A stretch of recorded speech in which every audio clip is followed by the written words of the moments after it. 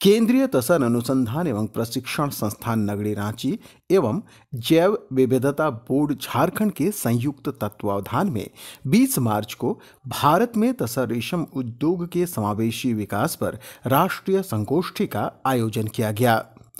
कार्यक्रम का उद्घाटन बतौर मुख्य अतिथि राज्य के माननीय राज्यपाल श्री संतोष कुमार गंगवार ने किया। संगोष्ठी में उपस्थित वैज्ञानिकों, किसानों, शोधकर्ताओं और हितधारकों को संबोधित करते हुए उन्होंने कहा कि तसर रेशम उद्योग के समावेशी विकास पर आधारित यह संगोष्ठी न केवल तसर रेशम उद्योग से जुड़े हितधारकों के लिए बल्कि देश की ग्रामीण आदिवासी अर्थव्यवस्था के लिए भी काफी महत्वपूर्ण है। रेशम बोर्ड, वस्त्र मंत्रालय, भारत सरकार, रांची द्वारा भारत में तसर रेशम उद्योग के समावेशी विकास पर आयोजित इस संगोष्ठी में आप सभी के बीच उपस्थित रहकर मुझको बहुत प्रसन्नता हो रही है। तसर रेशम उद्योग के समावेशी विकास का ये विचार विमर्श न केवल इस उद्योग से जुड़े हितधारकों के लिए बल्कि देश की ग्रामीण और आदिवासी अर्थव्यवस्था के लिए अत्यंत महत्वपूर्ण है। मौके पर उन्होंने केंद्रीय रेशम बोर्ड के वैज्ञानिकों एवं प्रतिभागियों को बधाई दी और सतत आजीविका के विकास के लिए बोर्ड के योगदान की सराहना की। उन्होंने कहा कि माननीय प्रधानमंत्री नरेंद्र मोदी की प्राथमिकता में सदैव जनजातीय एवं ग्रामीण समुदाय केंद्रित रहा है। उन्होंने कहा कि तसर उत्पादन झारखंड की बड़ी जनसंख्या के लिए आजीविका का साधन है। यह कृषि पर आधारित उद्योग ही नहीं बल्कि आदिवासी समुदाय की संस्कृति का हिस्सा भी है। मुझे ध्यान है कि आदरणीय प्रधानमंत्री श्री नरेंद्र मोदी जी ने के नेतृत्व में जब सरकार बनी थी और मुझे मई 2014 में से जुलाई 2016 तक केंद्र सरकार में केंद्रीय वस्त्र राज्य मंत्री स्वतंत्र प्रभार के रूप में काम करने का एक अवसर सौभाग्य प्राप्त हुआ था। इस दौरान मैंने केंद्रीय रेशम बोर्ड द्वारा रेशम कृषकों और बुनकरों के कल्याण हेतु किए जा रहे प्रयासों को निकटता से देखा था और कुछ समझने की कोशिश भी की थी और बुनकरों की आय में वृद्धि हो इसके लिए जो प्रयास किए जा सकते थे उस दिशा में हम लोगों ने कोशिश भी की थी। वास्तव में इस संगोष्ठी के आयोजन के लिए मैं केंद्रीय रेशम बोर्ड, वस्त्र मंत्रालय के वैज्ञानिकों एवं सभी प्रतिभागियों को हार्दिक बधाई देता हूं। विशेष रूप से इस संस्थान द्वारा तसर आधारित सतत आजीविका के विकास के लिए किए जा रहे योगदान की सराहना भी करता हूं। ये उल्लेखनीय है कि डॉक्टर श्यामा प्रसाद मुखर्जी इस बोर्ड के पहले अध्यक्ष थे और ये संस्था उन्हीं के दृष्टिकोण के अनुसार कार्य कर रही है और वास्तव में ये हम सब के लिए बहुत ही गौरव की बात है। आंकड़ों के अनुसार देश के लगभग 10 मिलियन लोग प्रत्यक्ष या अप्रत्यक्ष रूप से रेशम उत्पादन से जुड़े हुए हैं। भारत सरकार के प्रयासों से रेशम समग्र केंद्रीय रेशम बोर्ड, कपड़ा मंत्रालय ने अन्य विकास भागीदारों के सहयोग से विभिन्न विकासात्मक योजनाएं परियोजनाओं को लागू किया है जिससे देश में तसर रेशम मूल्य श्रृंखला में कई अनुकरणीय सूक्ष्म उद्यमिता मॉडल सामने आए हैं। इससे इसमें शामिल हितधारकों विशेषकर महिलाओं का समावेशी विकास संभव हो पाया है और हो रहा है। आदरणीय प्रधानमंत्री श्री नरेंद्र मोदी जी की प्राथमिकता में सदैव जनजातीय एवं ग्रामीण समुदाय केंद्रित रहा है। झारखंड में तसर रेशम उत्पादन बड़ी संख्या में लोगों की आजीविका का आधार है और आज ये राज्य तसर उत्पादन में एक अग्रणी भूमिका निभा रहा है और उसके हिसाब से काम भी कर रहा है और हम इसको समझ रहे हैं। तसर रेशम न केवल एक कृषि आधारित उद्योग है बल्कि आदिवासी समुदाय की परंपरा और संस्कृति का भी हिस्सा है। ये उद्योग पर्यावरण संवेदनशील होने के साथ साथ वन संरक्षण को भी बढ़ावा देता है। इस उद्योग का सतत विकास हमारे सामरिक और आर्थिक उत्थान के लिए बहुत आवश्यक है। वैश्विक बाजार में तसर रेशम की मांग लगातार बढ़ रही है और हमें इस अवसर का लाभ उठाकर भारतीय तसर रेशम को एक विशेष पहचान बनानी होगी। इसके लिए हमें ब्रांडिंग, क्वालिटी नियंत्रण और निर्यात संवर्धन पर ध्यान केंद्रित करने की आवश्यकता है। इस प्रतिस्पर्धात्मक दौर में हमें नवाचार और तकनीक उन्नति को अपनाना होगा और जिसकी आवश्यकता है अनुसंधान एवं विकास, रिसर्च डेवलपमेंट के माध्यम से हमें उच्च क्वालिटी वाले बीज, अधिक उत्पादन, कीट नस्लें, आधुनिक प्रसंस्करण तकनीक और नवीन विपणन रणनीतियां विकसित करनी होंगी, जिससे ये उद्योग और अधिक सशक्त बन सके। मुझे विश्वास है कि ये संगोष्ठी इस दिशा में नए विचार और ठोस कार्यनीति प्रस्तुत करेगा। ऐसा माना जाता है कि टसर की उत्पत्ति झारखंड के सारंडा जंगल में हुई थी और जिसे अक्सर भारत की तसर राजधानी कहा जाता है।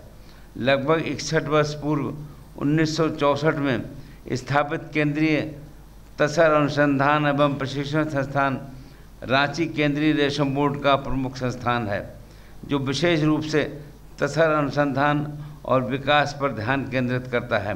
इस संस्थान द्वारा विकसित किसान केंद्रित अनुसंधान एवं नवाचार से किसानों को सीधा लाभ मिल रहा है।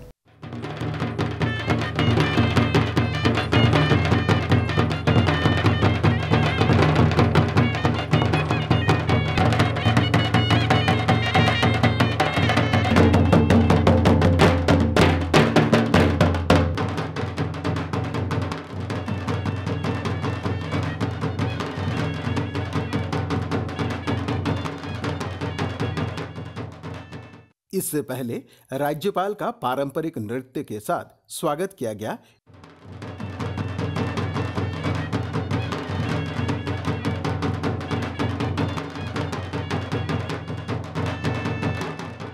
एवं केंद्रीय रेशम बोर्ड के 75 वर्ष पूरा होने के अवसर पर जारी किया गया सिक्का एवं ककून की माला भेंट की गई। संस्थान के निदेशक डॉक्टर NB चौधरी ने संस्थान के द्वारा किए जा रहे शोधों, प्रशिक्षणों एवं तसर रेशम के क्षेत्र में समावेशी विकास के लिए किए जा रहे प्रयासों की जानकारी दी। सेंट्रल मोगा एरी रिसर्च इंस्टीट्यूट विश्व में ये भी एक ही संस्थान है सर, क्योंकि हमारा केवल भारत में ये 4 किस्म का mulberry silk, tussar silk, muga and eri silk होता है सर। ये मोगा सिल्क पूरा विश्व में असम में के छोड़ के किधर भी नहीं होने वाला है sir. Costliest silk in the world है मोगा सिल्क है सर। थैंक यू सर, धन्यवाद और स्वागत, अभिनंदन, जोहार, थैंक यू। संगोष्ठी में केंद्रीय मुगा एरी अनुसंधान एवं प्रशिक्षण संस्थान लादोईगढ़ असम के निदेशक डॉक्टर कार्तिक नियोग ने कहा कि गुणवत्तापूर्ण तसर रेशम के ज्यादा उत्पादन की दिशा में लगातार प्रयास जारी है और भारतीय रेशम को वैश्विक स्तर पर पहचान मिल रही है। It is an honor for me to address this august gathering with the mandate to find out the ways and means for inclusive growth of the tasar industry in the country. CTRNTI Ranchi is taking a pivotal role on this aspect, and under the dynamic leadership of our futuristic director Balaji Chaudhary sir, along with the dedicated workers, scientists, field workers, and we hope that we will be able to achieve the targeted production of tasar raw silk by 2030 or 2047, which we are looking into the national silk policy of India. Through research, training and extension activities, CTRNTI Ranchi contributions have had a long-lasting impact on the growth and sustainability of the Tasar silk industry in this country. Ranchi विश्वविद्यालय के कुलपति doctor Ajit Kumar Sinha ने कहा कि झारखंड देश का अग्रणी तसर उत्पादक राज्य है। यह ग्रामीण अर्थव्यवस्था को बल और जनजातीय महिलाओं को रोजगार प्रदान करता है। भारत सरकार ने रेशम उद्योग के विकास के लिए कई पहल की है जो देश में रेशम उत्पादन उद्योग का विकास की दिशा बढ़ा रही है। देश की सबसे ज़रूरतमंद ग्रामीण आदिवासी आबादी के लिए अस्थायी स्तर पर तसर आधारित जीविका बनाने में योगदान इस संस्थान का बहुत बड़ा रहा है, जिसके लिए मैं सराहना करता हूँ। झारखंड राज्य की बड़ी संख्या में तसर कृषकों की आय का स्रोत तसर रेशम उद्योग ही है। केवल यह आदिवासी आबादी की परंपरा ही नहीं है, ये संस्कृति, it is a tradition for the tribals tasar culture. Bharat में लगभग 3.5 लाख रेशम फार्मर्स हैं, जिसमें 2.22 लाख हमारे फार्मर्स तसर के हैं। सर, तसर की खेती झारखंड, बिहार, यूपी, वेस्ट बंगाल, उड़ीसा, छत्तीसगढ़, मध्य प्रदेश, महाराष्ट्र में होती है। झारखंड में करीब 60 से 70% जो तसर का उत्पादन होता है वो नॉट ओनली कंट्री, वर्ल्ड का 60 to 65% of the global production of tasar from our Singhbhum and ये संथाल परगना डिस्ट्रिक्ट से हो रहा है। इस संस्थान द्वारा विकसित विभिन्न किसान केंद्रित नवीन अनुसंधान एवं विकास प्रतियोगियों किसान के स्तर पर उपयोगी तसर एवं वन आधारित कृषि उद्योग है, जो ग्रामीण और दूर दराज के क्षेत्रों में महिलाओं और आदिवासी लोगों को आजीविका प्रदान करता है। तसर रेशम अपनी गुणवत्ता के कारण अद्वितीय है और इसका उत्पादन पर्यावरण के अनुकूल है। संगोष्ठी में बतौर विशिष्ट अतिथि अपर मुख्य वन संरक्षक एवं जैव विविधता बोर्ड झारखंड के सदस्य सचिव श्री संजीव कुमार ने कहा कि राज्य में वनों का विकास हो रहा है और इससे जैव विविधता तथा जल संरक्षण की क्षमता बढ़ी है, जो पर्यावरण की दृष्टि से काफी महत्वपूर्ण है। उन्होंने कहा कि जंगलों के आसपास रहने वाले लोगों एवं महिला सशक्तिकरण की दृष्टि से रेशम उद्योग का काफी महत्व है। उन्होंने कहा कि तसर रेशम के उत्पादन से जुड़ी समस्याओं का समाधान प्रशिक्षण और तकनीक के माध्यम से किया जा सकता है। उन्होंने कहा कि पारंपरिक ज्ञान और तकनीक के समागम से उत्पादन और आय दोनों में वृद्धि होगी। यहाँ पे लगभग 2 लाख हैं कृषक जो कि तसर उत्पादन में लगे हुए हैं। तो निश्चित रूप से जंगलों के आसपास जो लोग रह रहे हैं उनके स्ट्रेंथनिंग के लिए, उनके आत्मनिर्भरता के लिए और जो महिलाएं हैं उनके सशक्तिकरण के लिए ये एक बहुत बड़ा साधन हो सकता है। इसलिए हम लोग को इस तरह के उद्योग को बढ़ाने की आवश्यकता है। हम लोग ट्रेनिंग प्रोग्राम ऑर्गेनाइज करते हैं ताकि जो इस संस्थान में टेक्नोलॉजी में इम्प्रूवमेंट हो। यहाँ का चाईबासा का क्षेत्र है, वो बता रहे हैं कि सदियों से तसर के लिए डाबा जो उनका वैरायटी है उसके लिए प्रसिद्ध है, लेकिन जलवायु परिवर्तन की वजह से आज उस पर भी कुछ खतरा मंडराने लगा है। तो ये आवश्यक है कि जो उसकी तकनीक है उसको विदोहन करने का, वहाँ पे हार्वेस्टिंग करने का तसर का, उस पे हम लोग जो यहाँ पे स्टडी हो रहा है उसको उस फील्ड के तरफ भी उसको हम लोग ट्रांसफ़र करें। तो समय समय पर इस तरह से कृषकों का जब यहाँ पर जब ट्रेनिंग होती है तो उनको फ़ायदा होता है। अपना ट्रेडिशनल नॉलेज और जो अभी नई टेक्नोलॉजी है, दोनों का समागम जब होगा तो निश्चित रूप से हमारा संसाधन में भी हमारा बढ़ोतरी होगी और आय के साधन में भी बढ़ोतरी होगी। संगोष्ठी में तसर रेशम से जुड़ी कई किताबों का विमोचन महामहिम राज्यपाल ने किया। 12 राज्यों में इसको सर्कुलेट किया जाएगा महोदय। ये हमारे लिए गौरव की अनुभूति है कि ये पुस्तिका आपके कर कमलों द्वारा रिलीज हो रही है और यह हिंदी में है, जो कि पूरे जो रिसेंट टेक्नोलॉजी डेवलप की गई है उस पर बनाया गया है। रोगों से बचाव, कीटों से बचाव की पूरी प्रणाली है जिसको डॉक्टर गरद और टीम ने इसको संकलित किया है। हमारे लिए गौरव की बात है। बहुत बहुत धन्यवाद महोदय का। मौके पर पत्रकार केशव कुमार भगत और लखपति किसान मानसिंह गगराई, मुरुंडा कोश और राधेश्याम गगराई को सम्मानित किया। इन किसानों ने अपने अनुभवों को साझा भी किया। हम लोग तसर का खेती करते हैं, किसान हूँ। 2 DAP लेते, पॉकेट में मिलता है, उसमें 3200 रुपया अपना पैसा लगा। उसमें कोकून बन गया 18,661 है, और उसमें मेरा पैसा बन गया 1,05,435 रुपया। वो 45 दिन में बन गया है। हाँ, प्रशिक्षण वहीं लिए थे हम लोग, चकदरपुर पीपुर में। बनगांव ब्लॉक का हूँ, प्रखंड बनगांव। मैं कुर्जुली का रहने वाला हूँ। मैं 2018 से कोकून का उत्पादन कर रहा हूँ। अब हम कोकून लगाए हैं 3 पैकेट में मेरा हो गया है कोकून 19,300 गोटी। तो उसमें से मेरा पैसा हुआ है 1,09,000। 1,09,000 कमाई। 2018 से हम तसर पालन करते हैं। 2018 का किसान हूँ, और इन साल हम 200 DAP किए थे। उसमें मेरा 18,900 गुटी काटे थे हम, और पैसा हुआ 1,06,000 रुपया हम कमाए हूँ। और हाँ, 45 दिन में जी। संगोष्ठी में किसानों को तसर उत्पादन से जुड़े तकनीकों की जानकारी दी गई। प्रशिक्षण लेने आई महिला किसानों ने भी तसर उत्पादन से आत्मनिर्भरता प्राप्त करने की बात कही। हम लोग आए थे ट्रेनिंग के लिए। सर बोले थे तसर का जो होता है उसके बारे में, तो आज सीख के हम लोग यहाँ से जाएंगे। हम लोग के तो गर्व होता है कि हम लोग भी काम करें, जो ताकि हम लोग परिवार में अच्छा खुशहाली ज़िंदगी जी सकते हैं। हाँ, रांची में तसर प्रशिक्षण में 3 दिन का ट्रेनिंग था, इसलिए आए हैं हम लोग। और वो ट्रेनिंग हाँ मिल रहा है, और सुने भी हैं, जो अच्छा लगा कि बहुत लोग इसमें काम करके और अपना अर्थव्यवस्था को आगे बढ़ा रहे हैं, पैसा इसमें मतलब कमा रहे हैं। सुन के अच्छा लगा। हम लोग को भी लग रहा है कि इसमें हम लोग भी काम करेंगे और आगे बढ़ेंगे।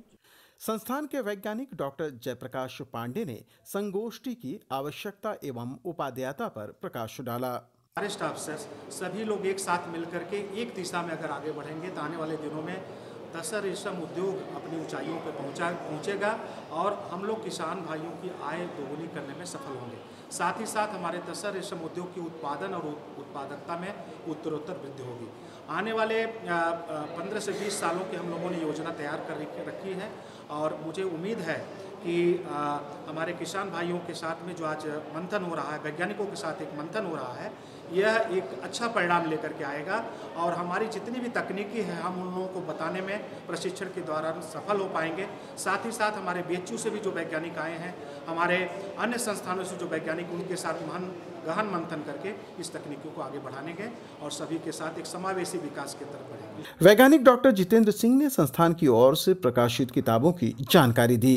देखिए, 1964 से लेके आज तक का 2025 तक का 61 ईयर का जो कंक्लूडेड प्रोजेक्ट्स थे, उनका क्या क्या, किस वैज्ञानिक ने क्या काम किया, उसका प्रोजेक्ट का टाइटल क्या था, फाइंडिंग्स क्या थी, वो सारा कंपाइल किया गया।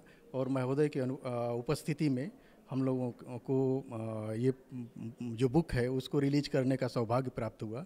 उसके साथ साथ ही हमारे केंद्रीय तसर अनुसंधान एवं प्रशिक्षण संस्थान द्वारा 2 ब्राउचर, एक हिंदी में और एक इंग्लिश में रिलीज किया गया, जो हम लोगों के लिए बहुत ही गर्व की बात है। तसर कीटों को रोगों से बचाने के लिए किए जा रहे शोधों पर आधारित कीटनाशक एवं दवाई निर्माता कंपनियों के प्रतिनिधियों ने भी जानकारियां साझा की। VCTRTI रांची से लगभग 10 साल से जुड़े हुए हैं। मेरी कंपनी बायोसेफ हाइजीन, इस संस्था में जो भी पेटेंटेड कमर्शलाइज प्रोडक्ट होता है, बनता है, रिसर्च करते हैं यहाँ के साइंटिस्ट लोग, और उनका जो ये प्रोडक्ट डेवलप करने के बाद में आता है, जो कि हमारे तसर उद्योग में किसान भाइयों के लिए काफ़ी महत्वपूर्ण होता है। जैसे कि ये प्रोडक्ट है जो तसर का अंडा होता है, उस अंडे में काफ़ी गंदगी और बैक्टीरिया, वायरस, ये सब म्यूकस, ये सब लगा रहता है। 50 ग्राम में 1 लीटर पानी घोल करके आप 100 ग्राम अंडा डाल दीजिए, और 15 मिनट के बाद में उस अंडे को निकाल के छान के साफ़ पानी से धो दीजिए। सूखे पंखे में रख दीजिए। अंडा साफ़, डिसइंफेक्ट और bacteria, virus, fungus free. Banaras Hindu university की डॉक्टर श्रुति और डॉक्टर भूपेंद्र सिंह ने भी अपने विचार व्यक्त किए। संगोष्ठी में तसर उत्पादों और तसर से जुड़ी किताबों को भी प्रदर्शित किया गया। महामहिम ने इन उत्पादों और किताबों की जानकारी ली।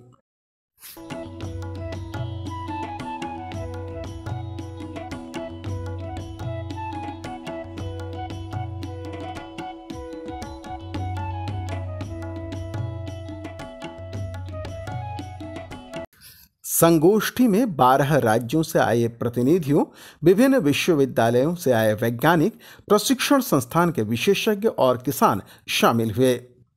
तसर उत्पादन और उत्पादकता को बढ़ाने, इसे आजीविका, आत्मनिर्भरता और नवाचारों के साथ जोड़ने के संकल्प तथा महिला सशक्तिकरण एवं पर्यावरण संरक्षण में तसर रेशम उद्योग की भूमिका को रेखांकित करते हुए इस संगोष्ठी का समापन हो गया।